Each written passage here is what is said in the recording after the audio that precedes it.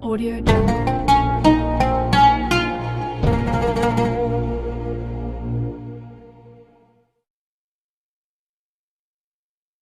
Bismillahirrahmanirrahim. Assalamualaikum warahmatullahi wabarakatuh. Alhamdulillahirabbil alamin. Wassalatu wassalamu ala asrofil anbiya'i wal mursalin Sayyidina wa maulana Muhammad wa ala alihi wa sahbihi ajma'in. Amma ba'du. Dengan menyebut nama Allah yang Maha Pengasih lagi Maha Penyayang, segala puji bagi Allah, Tuhan semesta alam. Rahmat dan keselamatan semoga tercurah limpahkan kepada Nabi besar kita, seluruh umat Muhammad Sallallahu Alaihi Wasallam, dan kepada keluarganya, serta pula para sahabatnya hingga akhir zaman. Amin ya robbal alamin. Yang terhormat kepada dosen mata kuliah dasar-dasar ilmu tablik, Bapak Zainal Mutakin SSMIKOM. Perkenalkan, saya Bagas Tegar Pangestu dari jurusan Komunikasi Penyiaran Islam kelas KPI 1D. Pada kesempatan yang berbahagia ini, saya selaku mahasiswa akan menjelaskan salah satu sub materi, yaitu unsur-unsur komunikasi tablik yang telah saya pelajari pada mata kuliah dasar-dasar ilmu tablik selama 1 semester ini. Dan berikut ini penjelasannya. Ketika kita hendak melakukan tablik atau bertablik, alangkah baiknya kita memperhatikan yang namanya unsur-unsur komunikasi dalam bertablik.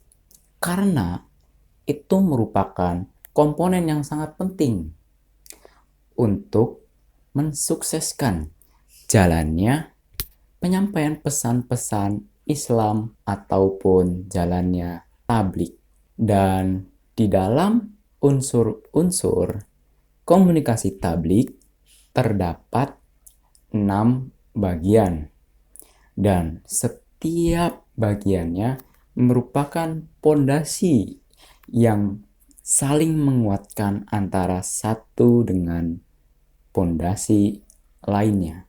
Berikut pondasi yang pertama ialah pondasi sumber.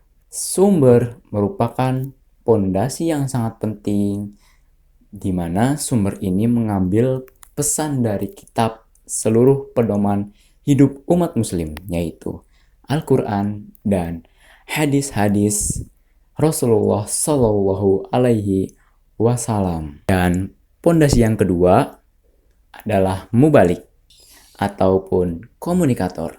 Mubalik atau bisa juga disebut dengan komunikator ialah orang yang paling penting, karena dengan adanya orang tersebut, pesan ini akan tersampaikan secara baik dan benar.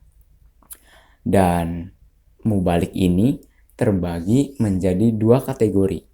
Yang pertama ialah mubalik khusus. Mubalik khusus ialah seseorang yang menyampaikan ajaran agama Islam, di mana mubalik khusus mempelajari serta mendalami tentang ilmu-ilmu pengetahuan agama Islam. Tidak hanya sekedar tahu garis besarnya saja, tetapi kategori mubalik khusus ini mendalami ilmu ajaran Islam yang akan disampaikannya. Dan kategori yang kedua ialah kategori mubalik umum.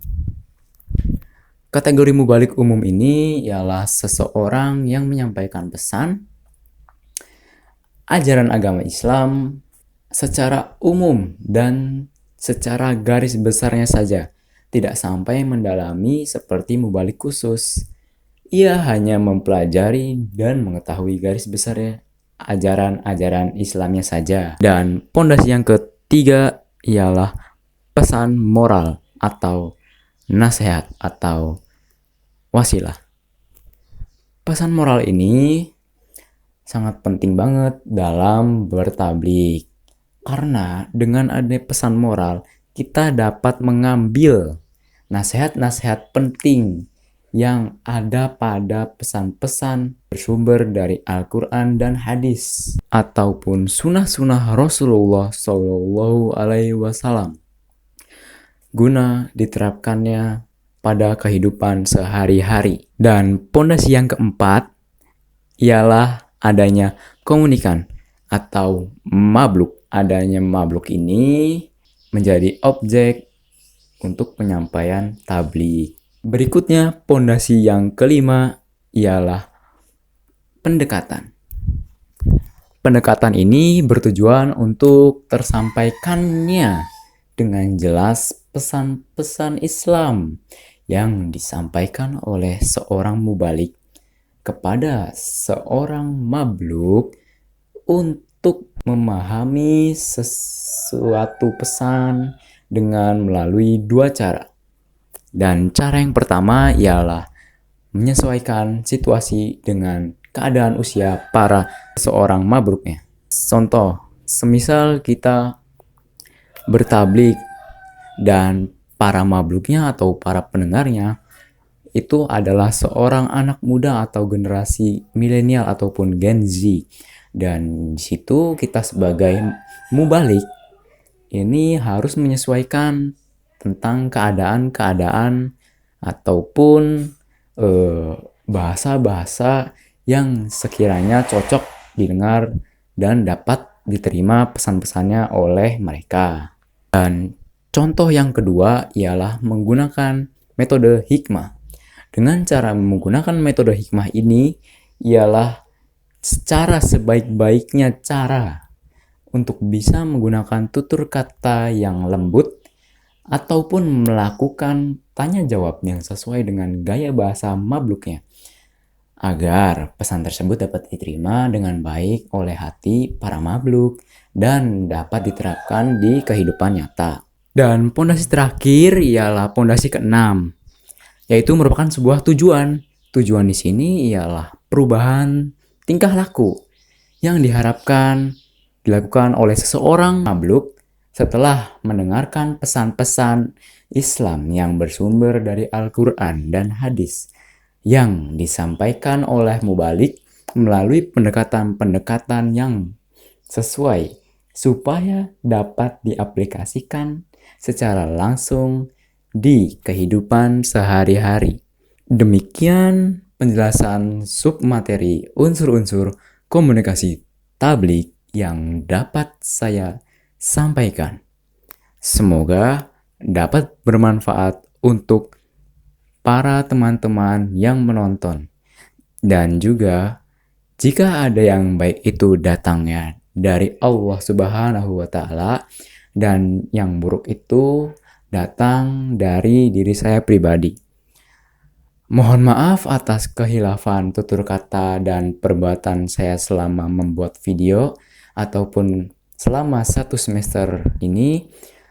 Dan akhiru kalam, aqulu qouli hadza wa astaghfirullahi li wa lakum. Tsumma wassalamualaikum warahmatullahi wabarakatuh.